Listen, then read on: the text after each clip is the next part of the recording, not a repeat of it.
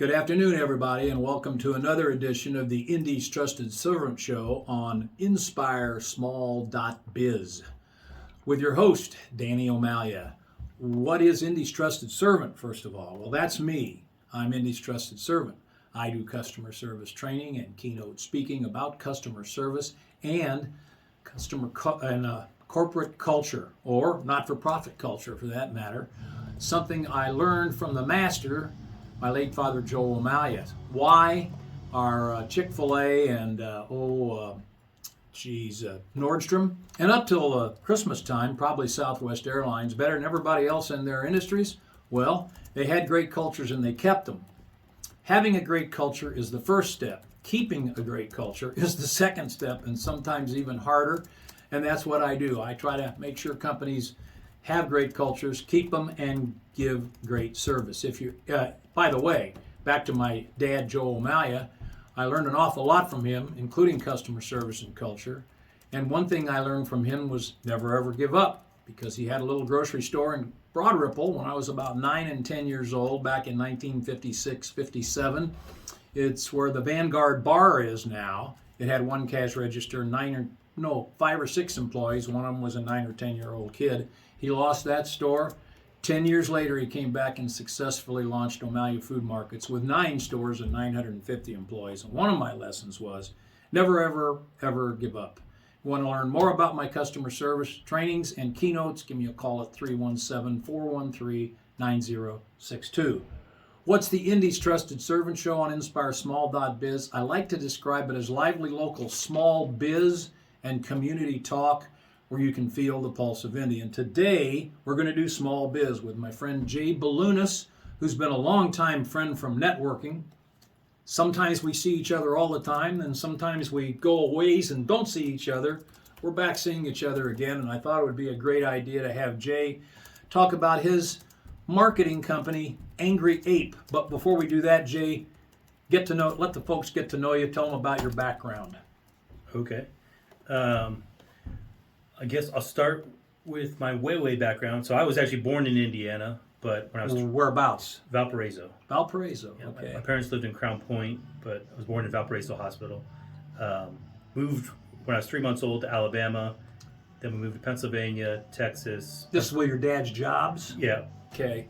He worked for U.S. Steel his entire life, but just got transferred a lot.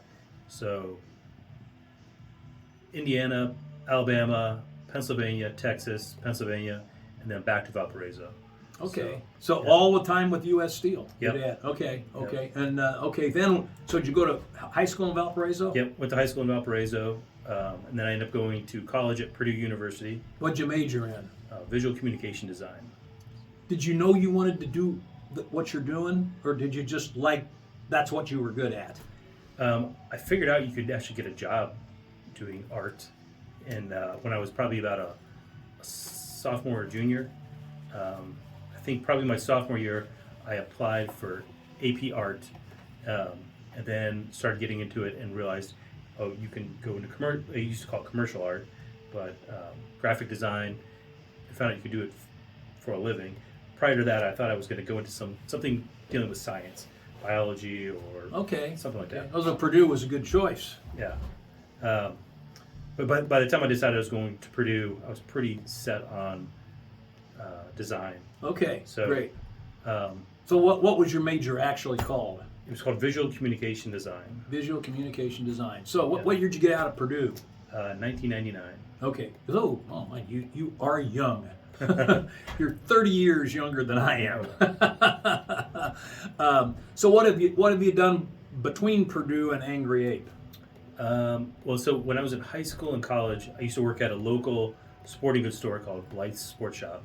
And so I started as a retail employee, and then sometime I did a couple of designs for their screen printing. They did a bunch of screen printing and team athletics. Team apparel. Yeah. Yeah. And so occasionally they would ask me to do a design for a shirt or something. And then sometime when I was home from school and college, they had me take over the graphic design position. And then the owner, Mike Blythe, called me when I graduated. I didn't have a job lined up, he said, I'm looking to start an art department. And At the sporting goods store. yeah. Okay. Okay. So I didn't have anything lined up, so I said, sure. And so I worked there.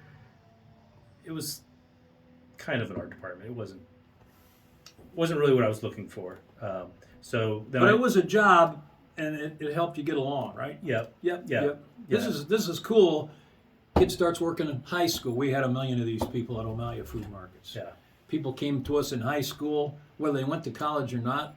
They had great jobs later with us. Now you didn't stay with the same company, but still, that job in high school, that's a big deal. Yeah. And so I loved working at Blythe's because I was an athlete myself.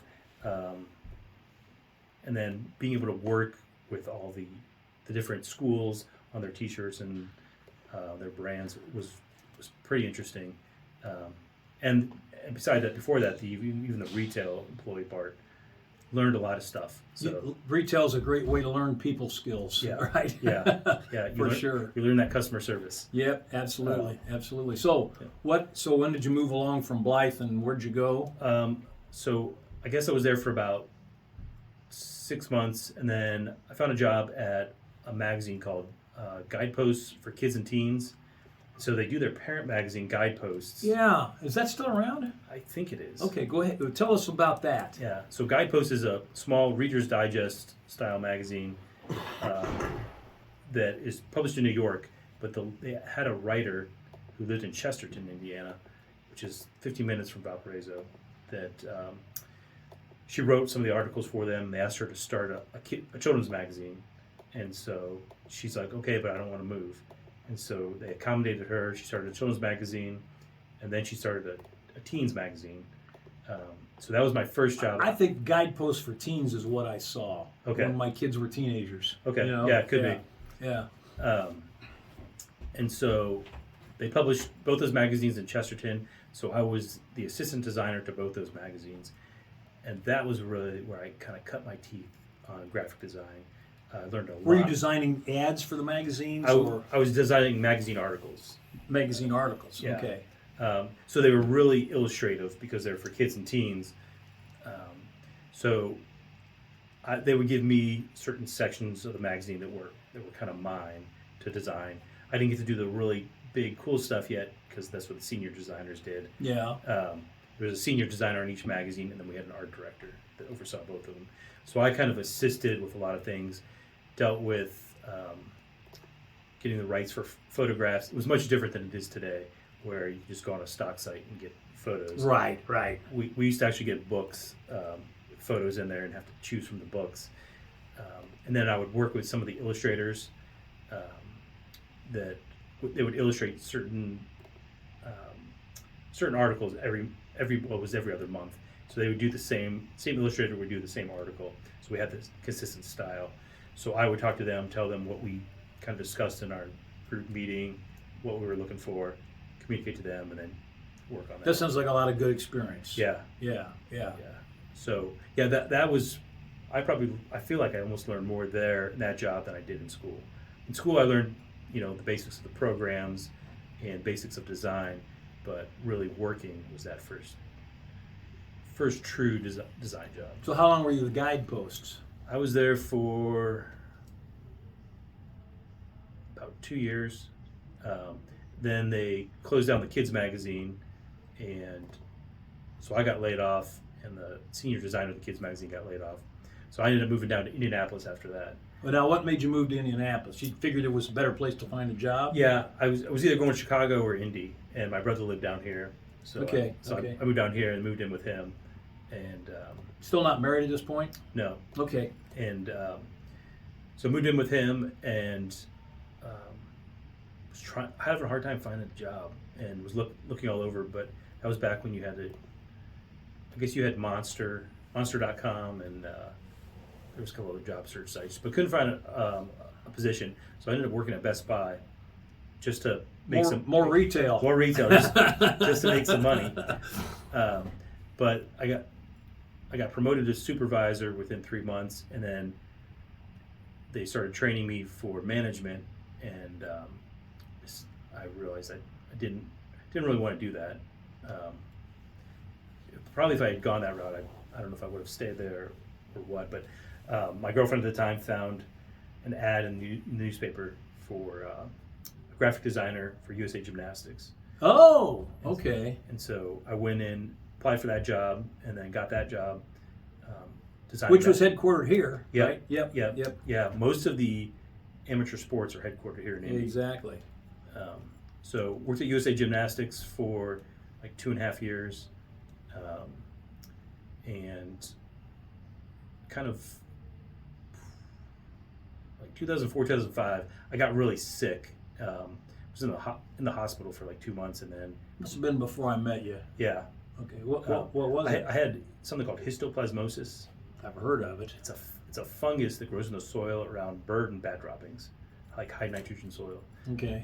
But actually, the Midwest especially Indianapolis, is kind of a epicenter of it. That must have been terrible. Yeah. So people get it and they breathe it in. Usually, it just affects their lungs. They feel like they have a cold or the flu or something, and then it goes away. So sometimes it goes to other parts of your body, into my brain. And Were you in the hospital a long time? 2 months. Oh, I was in a month, Yeah. and that 2 months sounds horrible. I don't remember most of it. Oh, good, good. But So was that the end of that job then? yeah, so I went back to that job, and then I got let go, whatever that happened to be. But I got let go, and so then I was looking for a new. I began taking classes at IUPUI. I was at USA Gymnastics, and I felt like things were getting stale, and so I didn't know what to do. So I figured go back to school. So I was going to take classes while I was at USA Gymnastics, but then I got let go. So then I continued taking classes for a little bit. Were these graphic design type classes? Yeah, Yeah. I said I was going to get my master's in informatics, which I never did, because I had to take some classes before I could apply to the program, because I didn't have enough video or 3D work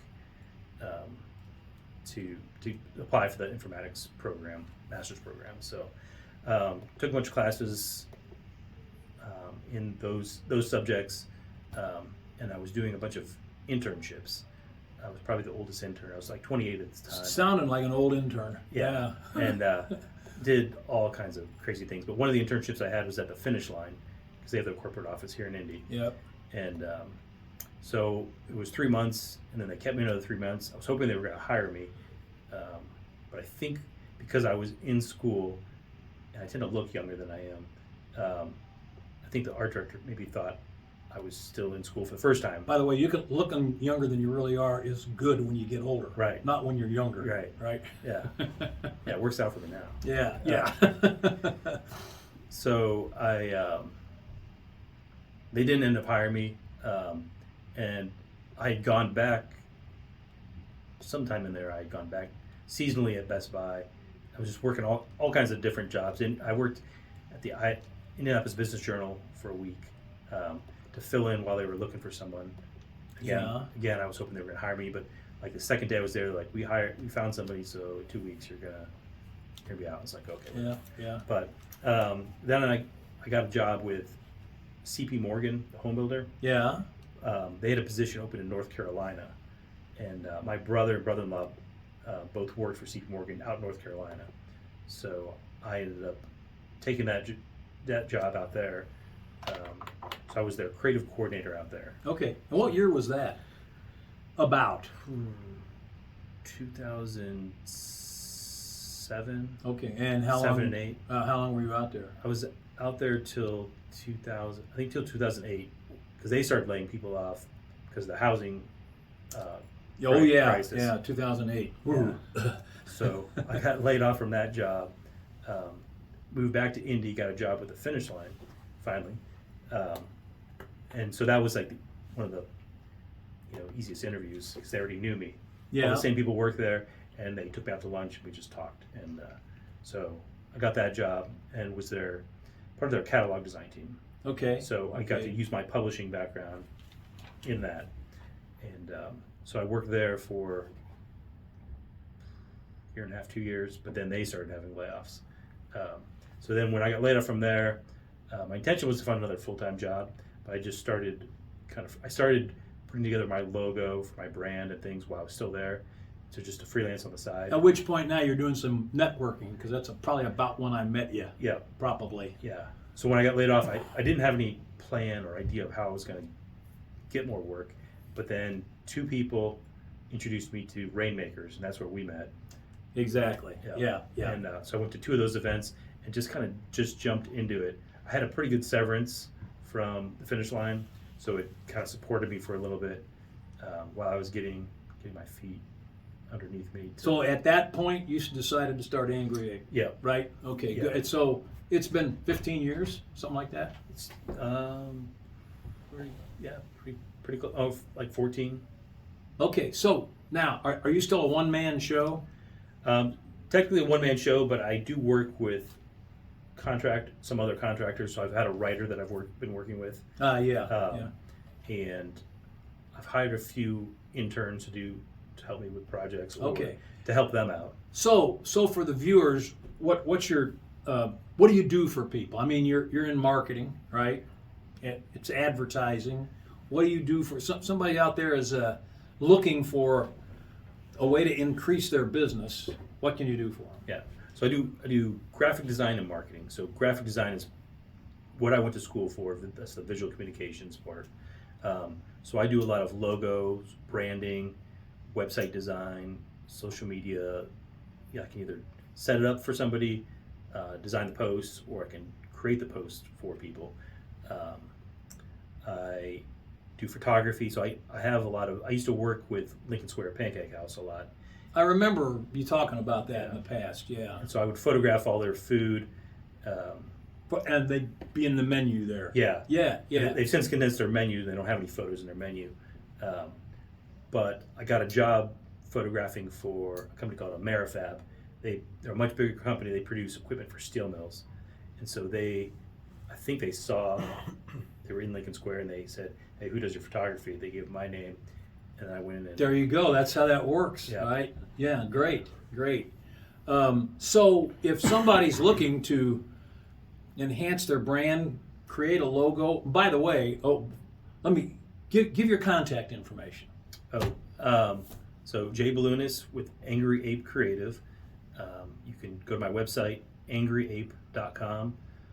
You can reach me by email, jay@angryape.com.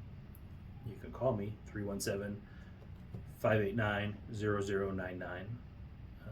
Okay, great. And I'm on Facebook, Instagram, probably some other things too. So do you ever, somebody comes to you with wanting a logo, do you give them, what's the right word, trademarks? Do you ever deal with trademarks? Yeah. You help, a business person who's not that savvy with everything. Trademarks can be an issue, right? Right. Yeah. So I federally trademarked my logo, so it means you can put the R circle on there. So that costs money. You have to, apply for that. You can.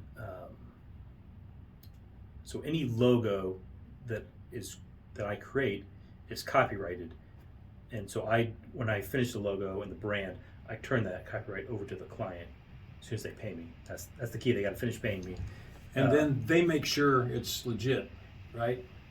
Yeah. So I did have one client who wanted to double check to make sure that it wasn't similar to anybody else's in a similar field. Yeah.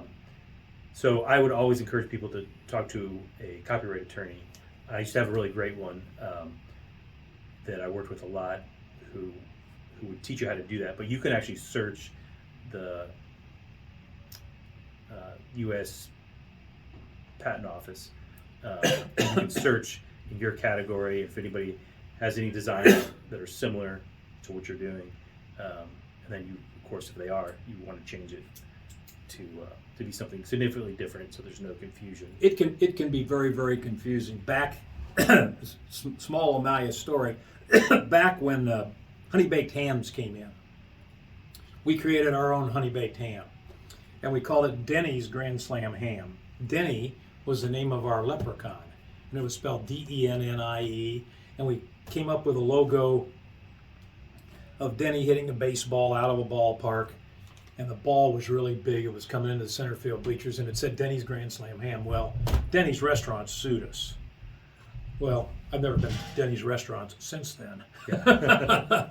And we won it because it was different. It was different, spelled different, all that stuff. But that's the kind of stuff you can get into Yeah. if you're not careful, right? Yeah. And you can kind of guide people in that direction. That's an important thing. Yeah. And so one of the biggest things I do is when I'm designing, I tell people I don't design logos, I design brands. And so there's a lot of stuff that people don't realize they need. They call me, they say, I need a logo for my company. Yeah. But you need the file formats, you need to know your colors. Sometimes you need to have an alternate logo. So there was a company, Stream 3 Creative. And so their logo ended up being long and skinny, had 3 little waves going underneath it. But we had to make a version that was more square, because if you shrunk that down too small, you couldn't read it. So we had to make one that was more square that fit in that space. So I designed a branding guide that details out the colors, the fonts. Oh, that's great. That's good to know. Yeah, that's good to know. The different types of logos, what to use it for, when you use it, when you don't use it. So there's full color, grayscale, black and white, one color. So I try to give my clients everything they'll ever need. And a lot of choices. Yeah, A lot of choices. yeah. So we're darn near out of time. Anything else you want to add to this? And if not, give us your contact info again. Okay. So I do a lot of different things. So I also teach at Ivy Tech. Okay. So I teach graphic design. I started that by volunteering to go to the students at the end of the year have like a portfolio review. So I would help out with that. And then they asked me to teach. It was the Nice. the InDesign, which is all around the publication stuff. Not a lot of people do that unless they're really into publication. So I started teaching, doing that. Now I think I've been doing it for 4 years. Good. So- Ivy Tech's got some great programs. Yeah. Great programs. Yeah. So Okay, contact info. yep, Jay Bilunas with Angry Ape Creative. And Bilunas is Bilunas. Yep, Bilunas.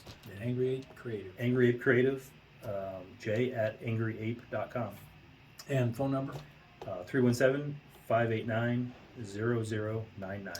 Jay Bilunas with Angry Ape Creative. Thanks for being our guest this week. Next week, we're going to bring Chris Reed and Ryan Henry in to talk about the resurrection of the Sparks networking event. You don't want to miss that. We'll see you then on the Indy's Trusted Servant Show on InspireSmall.biz.